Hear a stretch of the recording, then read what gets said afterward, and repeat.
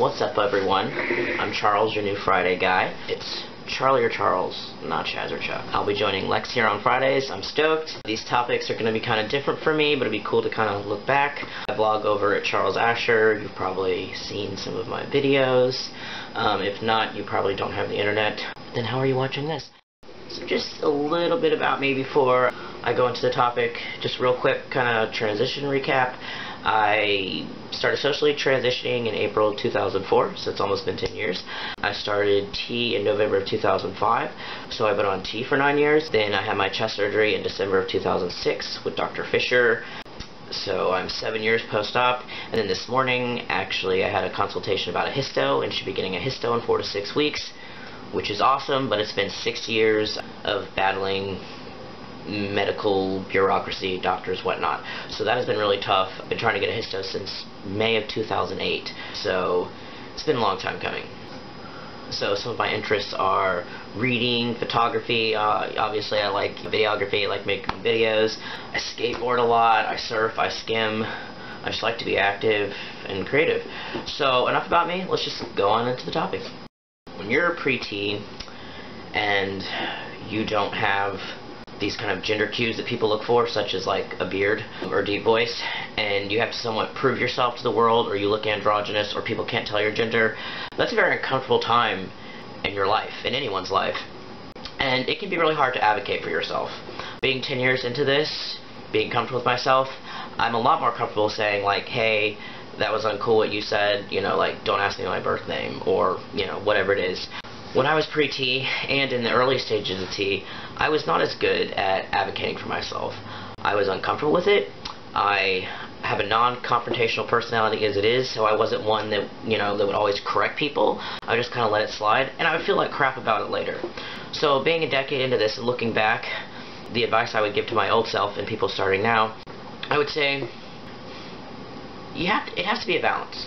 Don't be afraid to advocate for yourself, but if you're not comfortable with it, if you feel like your power is gone that day and you don't have the emotional energy to deal with it, don't. You don't always have to deal with people, and you don't always have to answer questions, and you just don't. I used to feel obligated, like I had to answer these very invasive questions. Not just obligated, but that I wanted to educate them. But I've come to realize sometimes that's not my position. I also don't think you should blow people off and say, oh, go look it up, like some people do, because people are going to ask questions out of ignorance and say things not knowing the right terms and whatnot. So I think it needs to be a balance of self-care and standing up for yourself, but also trying to give people the benefit of the doubt, unless, of course, they are being intentionally snarky.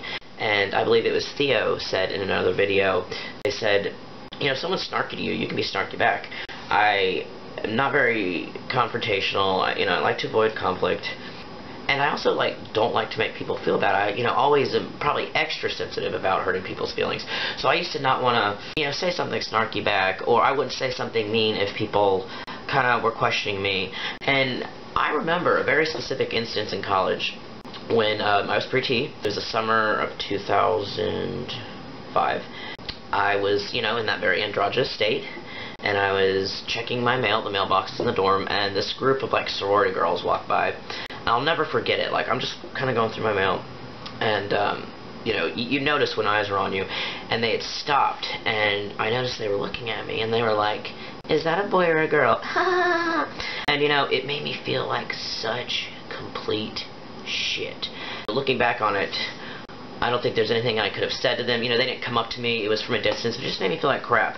It sucks when people are that mean. But my advice to you, something you can say, is when people are like, are you a boy or a girl? Just say, yes.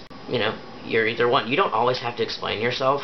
If you're comfortable with advocating yourself, you can say, I'm a dude, or however you identify, and this is how I identify. Please respect my pronouns and whatnot. I know my gender better than you do.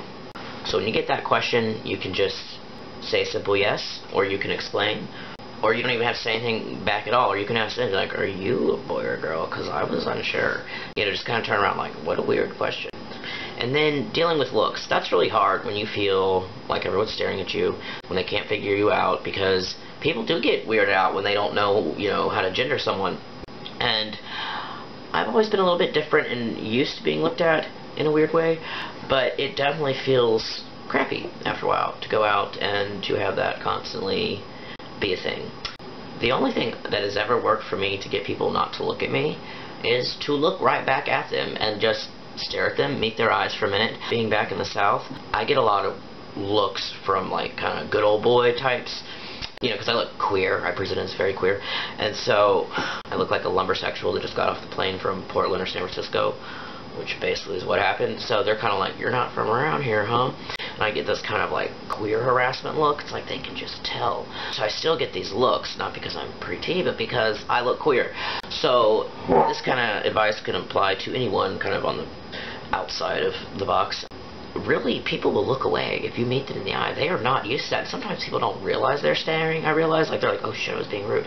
Like, they're just staring, and I like look right back at them. I'm not afraid to meet their eye, and don't be afraid to meet their eye. If they can't figure out your gender, I know that makes you uncomfortable and it just brings up a lot of other issues, but just look right back at them. And when kids don't know what you are, it doesn't matter. Be like, I'm a boy. What are you? And, you know, like, walk away.